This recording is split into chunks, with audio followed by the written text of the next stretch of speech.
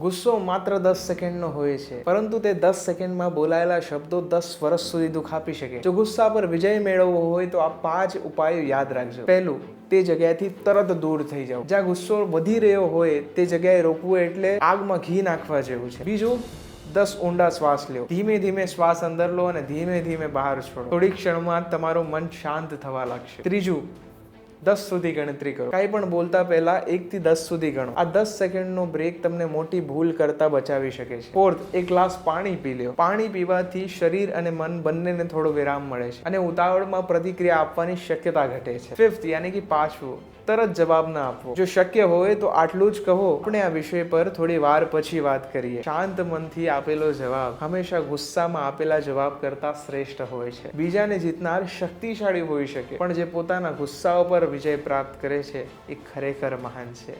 તમને જો આ વાત ઉપયોગી લાગી હોય તો નીચે કમેન્ટમાં જય સ્વામિનારાયણ જરૂર લખજો. જય સ્વામિનારાયણ.